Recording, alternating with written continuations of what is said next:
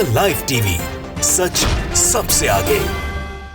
दोस्तों, मैं बात हफीज हूँ। भारतीय जनता पार्टी के लिए जब जब चुनाव जीतना मुश्किल हो जाता है, सरकारें बचाना असंभव हो जाता है, तो भाजपा के जो समर्थक हैं या भाजपा को फायदा पहुंचाने वाले जो लोग हैं, वो कुछ इस तरह के काम करते हैं कि जिससे कि ध्रुवीकरण हो सके, लोग आपस के अंदर बट सके, लोग एक दूसरे के खिलाफ हो जाएं ताकि फायदा भारतीय जनता पार्टी को पहुंच जाए। ऐसा ही कोई गुजरात में हुआ है। असल में गुजरात में वो हुआ है जिसकी आपने कल्पना भी नहीं की होगी। गुजरात में जो सबसे बड़ी ऐतिहासिक मस्जिद है, उस मस्जिद के ऊपर एक कमल का फूल और मंदिर नुमा और तस्वीर शिवाजी महाराज के घोड़े के साथ लगाई गई, जिसके बाद से हंगामा हो गया। हंगामा ऐसा वैसा हुआ कि उस तस्वीर को वहां से बंद करना पड़ा, हटाना पड़ा। एक प्रोजेक्टर से उसका पूरा अक्स डाला जा रहा था। अब आप सोच रहे होंगे विवाद क्या है।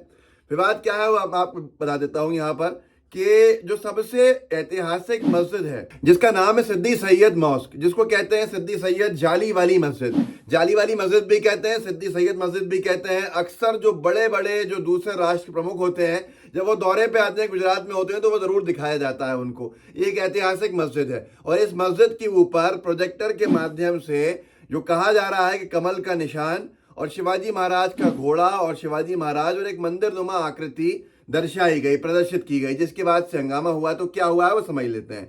G20 का लोगो बनाया है भारत सरकार ने। G20 के लोगों में कमल का फूल है और कमल के फूल के पीछे जो है वो शिवाजी महाराज का घोड़ा है, शिवाजी महाराज की आकृति है और एक मंदिर नुमा आकृति है। ये तय किया भारत सरकार ने कि जितने भी 100 चिन्हित किए ऐतिहासिक धरोहर कि इन पर बारी बारी से ये जो लोगो है दिखाया जाएगा, लगाया जाएगा, जिसके अंदर जो मस्जिद है जिसका नाम है सिद्दी सैयद जाली वाली मस्जिद, इसके ऊपर भी लेकर चले गए लोगो और लगाने लगे। तो वहाँ पर जो कमेटी के मेंबर हैं, उनसे एक साथी हैं, उन्होंने बात करी, जो देश लाइव चलाते हैं, उन्होंने बात करी और बात के बाद उन्हें सहल नाम है इनका, उन्होंने बात करी तो उनको बताया मस्जिद कमेटी के मेंबर ने कि ये उन्होंने आर्कियोलॉजिकल सर्वे ऑफ इंडिया को फ़ोन लगा के रोकने की कोशिश भी करी जब ये लगा रहे थे लोगो आपके स्क्रीन के ऊपर आप देख सकते हैं, 2-3 बार दिखा भी दिया है अभी तक। वो G20 का लोगो है जिसको इस सिद्दी शाही मस्जिद जाली वाली मस्जिद के ऊपर लगाया गया था। अभी हटा लिया गया है विरोध के बाद, लेकिन हटाया नहीं गया है, बस बंद कर दिया गया है। क्या कह रहे हैं कमेटी मेंबर, जरा सुन लीजिए आप। पहले कमेटी मेंबर ये है और आपके सामने है, सुनिए। मैं उनको बोला, फिर मैंने फोन करा चौहान साहब को आर्कोलॉजी में जी कि भाई ये लोगो जो लगाना है वो मस्जिद पे आप मत लगाओ जी, कोई भी जाली वाली पे थंबा लगा कर आप उसमें सेट कर लो, पर मस्जिद पे आप मत लगाओ। तो उन्होंने ये जवाब दिया कि भाई डायरेक्ट दिल्ली से ये डिजाइन बन के आई है, तो लगाना तो वहीं पड़ेगा हमको। अच्छा, तो मैं कहा भाई देख लो आप, फिर इसमें नमाजी और पब्लिक का विरोध आएगा। मैं साहब उनको बता के गया, तो फिर मैं तो बोले नहीं दिल्ली से आया, लगाना तो हमको वहीं पड़ेगा। कब लगा कर गए थे ये लगभग मैं उस टाइम आया था शायद 3-3:30 को इमाम। तो आपने साफ तौर के ऊपर सुना कि इन्होंने कहा कि दिन में आए थे लगाने के लिए और इन्होंने चेतावनी भी दी, इन्होंने समझाया भी ASI के जो वहाँ पे अधिकारी थे उनको कि ये मत लगाइए, यहाँ पर विरोध होगा, नमाज पढ़ने वाले जो आएंगे वो विरोध करेंगे, जो कमेटी वाले हैं वो विरोध करेंगे। तो उन्होंने साफ कह दिया इनसे, ASI के जो थे, कि ये दिल्ली से आया और हम इसको नहीं रोक सकते हैं, ये लगेगा यहाँ पर। इन्होंने ये भी कहा है अपनी बातचीत के दौरान सहल से कि इसको लगाने के लिए आप किसी पिलर पे डाल दीजिए, पिलर पे लगा दीजिए, मस्जिद पे मत लगाइए। पर वो अड़े रहा, मस्जिद पे लगा के चले गए। विरोध हुआ, विवाद खड़ा हुआ और फिर इसको हटाया भी गया। लेकिन जो प्रोजेक्टर जो चला रहे थे उनसे जब बातचीत हुई तो उन्होंने कहा कि हमें नहीं मिला, हमने नहीं बनाया है, ये दिल्ली से प्राइम मिनिस्टर ऑफिस से आया है। सुन लीजिए आप उनको भी। आपने लगाया था प्रोजेक्टर? नहीं, हमको तो सिर्फ प्रोजेक्टर का कॉन्ट्रैक्ट दिया था। अच्छा, यहाँ पे लोगो वहाँ पे वो प्रकाशित करना है जी। ऐसा किसने दिया था ये कॉन्ट्रैक्ट? लोगो तो हमको प्राइम मिनिस्टर ऑफिस से ही आया है, ऊपर से ही आया है, दिल्ली से। अच्छा, हाँ। डायरेक्ट आपको आया, आपकी कंपनी को? नहीं, हमारी कंपनी को। कौन सी कंपनी? कंपनी नहीं, हमको हमारे जो कॉन्ट्रैक्ट देता है ना उनको। तो आपने देखा ये कर्मचारी जो है उस कंपनी का जिसने प्रोजेक्टर का काम लिया था, उसने साफ कहा कि ये हमने नहीं बनाया है, ना है मालूम कि इसमें धर्म का अपमान कहीं हो रहा है या मस्जिद पर लगाने से इसमें एक विवाद खड़ा हो रहा है। हमें जो प्राइम मिनिस्टर ऑफिस की तरफ से या उस डिपार्टमेंट की तरफ से जो मिला, हमने वो लगा दिया यहाँ पर। ये पहली बार नहीं हुआ है। आपको नहीं लगता कि जहाँ जहाँ चुनाव होते हैं वहाँ इस तरह के काम करने के ऊपर उतारू रहते हैं कुछ लोग, या जहाँ जहाँ चुनाव ना होने वाले हों तो वहाँ भी माहौल ख़राब करने के लिए इस तरह के काम किए ही जा रहे हैं। मस्जिदों को जिस तरह से निशाना बनाया जा रहा है पिछले कुछ सालों के अंदर, ये इतिहास में कभी बीजेपी सरकार में भी नहीं बनाए गए।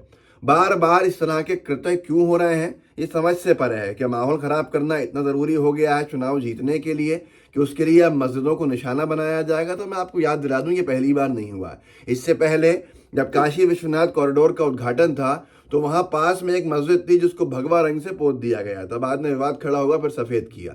अखबारों ने लिखा भी था, ये प्रभात खबर ने लिखा था, काशी विश्वनाथ कॉरिडोर उद्घाटन से पहले मस्जिद को भगवा रंग से रंगने पर बवाल, हंगामा बढ़ता देख बैकफुट पर प्रशासन। ये भी अभी की ही बात है। एक और जगह पर जब ये तो प्रशासनिक काम हुआ, लेकिन जहाँ पर प्रशासन मौन हो जाता है तो फिर क्या होता है। एनडीटीवी ने लिखा था लगभग कुछ महीने पहले की बात है कि बिहार हिंदूवादी संगठन ने मस्जिद पर लहराया भगवा झंडा, वीडियो सोशल मीडिया पर वायरल। कभी मस्जिदें इस तरह से निशाने पर नहीं आई हैं। जिस तरह से अभी आपने देखा कि कैसे सिद्दी सैयद जाली वाली मस्जिद को निशाने पर लाया गया, सरकार की एक योजना के तहत लाया गया। पर सरकार को समझना होगा, सोचना होगा कि अगर आप कहीं पर किसी मस्जिद के ऊपर कमल का फूल लगाएंगे या मंदिर नुमा आकृति को प्रदर्शित करेंगे तो नुकसान विवादों के रूप में होगा सामने, क्योंकि भावनाएं आहत होती हैं। और इस तरह की ज़रूरत क्या है, उसका कोई विकल्प जाना चाहिए। लेकिन फिर क्यों, अगर कोई इंटेंशनली किया जा रहा है तो उसका कोई इलाज नहीं है। मैंने सिर्फ सर्च किया कि मस्जिद पर भगवा, तो देखिए आप कितने जगह के केसेस निकले हैं।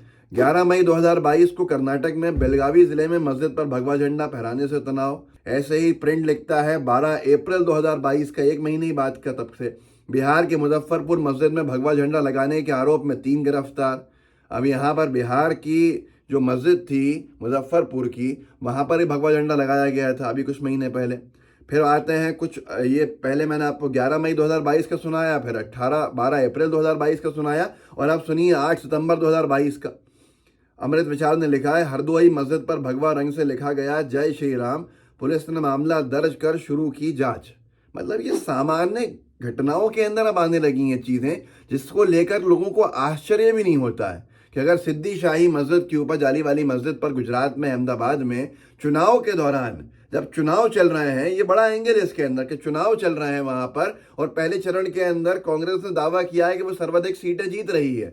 तो ये झटका है। तो इस तरह के माहौल ख़राब करने के क्या प्रयास हो रहे हैं? क्या जानबूझकर सिद्दी शाही जाली वाली मस्जिद के ऊपर इस तरह से कमल के फूल को प्रदर्शित किया गया है G20 के बहाने से? तो ये अपने आप में बड़ा सवाल है। न्यूज़ क्लिक ने लिखा है, गाजीपुर मस्जिद पर भगवा झंडा, इसी लिस्ट के अंदर गाजीपुर मस्जिद पर भगवा झंडा लहराने का मामला, एक नाबालिग गिरफ्तार। आप खुद सोचिए कि हालात कहाँ जा रहे हैं और क्या किए जा रहे हैं। लोग इसको गुजरात के चुनाव से जोड़ के भी देख रहे हैं। लेकिन मैं सिर्फ इतना निवेदन करूंगा कि सरकार को चाहिए कि सोच समझ लें और जो उनके एडवाइजर्स हैं उनकी बात माने कि ऐसा कोई काम नहीं करें जिससे कि माहौल ख़राब हो। लेकिन बहुत से लोग कहते हैं कि साहब ये माहौल तो जानबूझ के ख़राब कराया जा रहा है गुजरात के चुनाव के चलते। तो वो आप खुद तय कर सकते हैं, आपके अंदर इतनी समझ है। लेकिन नफरतबाजी को जहाँ जहाँ चुनाव है वहाँ वहाँ एक तरह से प्रयोगशाला के तौर पे इस्तेमाल किया जा रहा है। ललन पोस्ट ने लिखा है कर्नाटक का, कर्नाटक वही है जहाँ चुनाव होने वाले हैं, गुजरात में चुनाव चल रहे हैं। कर्नाटक में आपने देखा पिछले कुछ महीनों से किस तरह से माहौल ख़राब किया गया। हिजाब के नाम पर कैसे कुछ मुस्लिम बच्चियों को जो शिक्षा है उससे वंचित किया गया, महरूम रखा गया, उनको एग्ज़ाम्स नहीं देने दिए गए। अब यहाँ पर जब कुछ मुस्लिम समुदाय के लोग आगे आए और मुस्लिम लड़कियों के लिए कॉलेज बनाने का उन्होंने फैसला लिया, तो आप देखिए क्या हुआ है। वहाँ कुछ दक्षिणपंथी संगठन विरोध में आ गए। आप खुद सोचिए कि इनको क्या विरोध करने की पड़ी थी इस विषय को, ये आप समझ सकते हैं। ललन पोस्ट लिखता है, कर्नाटक मुस्लिम लड़कियों के लिए कॉलेज बनाने के फैसले के विरोध में आए हिंदू संगठन। जहाँ जहाँ चुनाव हो रहा है वहाँ वहाँ इस तरह के कृत्य आपको देखने को मिलेंगे। इस वीडियो को आगे बढ़ाइएगा, लोगों को जागरूक कीजिएगा और निवेदन कीजिएगा कि G20 के लोगों में कमल का फूल डाला ही क्यों, और उसको फिर मस्जिद के ऊपर क्यों प्रदर्शित किया जिससे हंगामा खड़ा हो गया, और वो भी गुजरात में जहाँ चुनाव होने वाले हैं। तो बहुत सी चीज़ें आपको समझ में आ जाएंगी। व्हाट्सएप ग्रुप्स होंगे, उनमें शेयर कीजिएगा इस वीडियो के लिंक को। साथ में लाइव टीवी को सब्सक्राइब भी कीजिएगा और बेल आइकन भी दबाइएगा। जय हिंद, जय भारत। द लाइव टीवी, सच सबसे आगे।